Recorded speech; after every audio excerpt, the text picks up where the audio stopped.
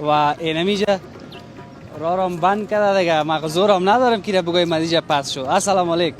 سلام علیکم استاد. صد بخیر خوب است. من خوب میفهم که شما رو استاد دنبال مرایی کرده.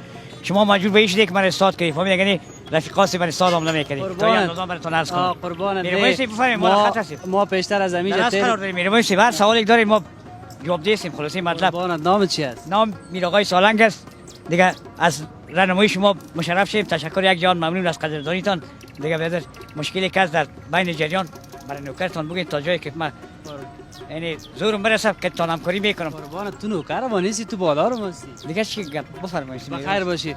چی میکنی در منطقه کارت پروان؟ حالا برادر نمیاد در منطقه کارت پروان اومدیم که بدر به خاطر اینکه بدر اینمی رفیقای برادر فهمیدیم که ما یک ماه پیش حتی قبول کردن که بیا بدر ما برای تذکره میتم. تو اون نظر ما شما معلومات داریم مگر اینا اعتبار تمام چی ندارن، معلومات درست ندارن.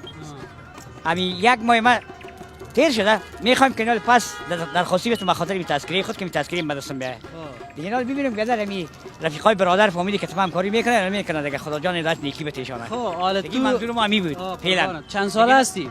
تقریبا یک 45 ساله میام دیگه به فکر خودم.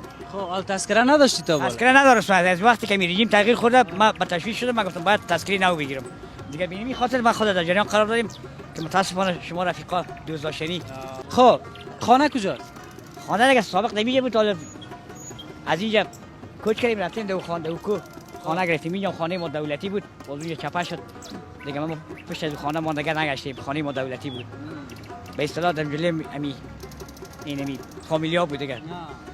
با منظور دیگه ما اینجا شته بودیم یک 14 15 سال تیر کردیم. بعد همین رژیم که تغییر شد رفتیم خانه در یکو جور کردیم. خانه ما فعلا در یکوست محترم. خب چطور که سالنگ تخلص میکنی؟ سالنگی یا سالنگ؟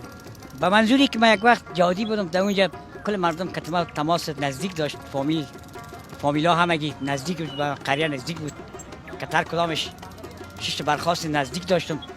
ولو که در موجی بود تا یه اندازه براتون روشنی پرتم. به اون خاطر من خواستم فهمید امید منشور بودن من به خاطر امی که بدر من مردم بشناسه. امی منشور به سالنگ ساختم. امی متخلص به شهاب هستم. مگم بدر خود من سالنگ هستم. گفتم باید سالنگی به نام سالنگی منشور شم در سطح سالنگ. و به خاطر ما سالنگی صاحب نام خودمان. به شک ترسم میگم چی کاروبار میکنی؟ حالا دیگه من اینی مستری خانه و بدر دینی پرده فروشی و بدر دمی موج غریبی و بیچارگی هستم دیگه. تا جایی که برسم دستم برسه من خدمتگزار هستم. ولو که بیخی فهمیدی پنچرمنی هم باشه یا موترشویی من قبول دارم میرم با دوستا و رفیقا انجام میدم. آدم با غیرت هستی دیگه. بعد از اون میرم خانم دیگه نمی کسب کارم از روز تا بگاه دیگه کسب کمال ندارم دیگه. پدرم هم فوت شده خدا بخشش قی جمله اسلام. مادرم هم همشیرام رفته کلگی خودم تناسم در خانه دیگه کس نیست.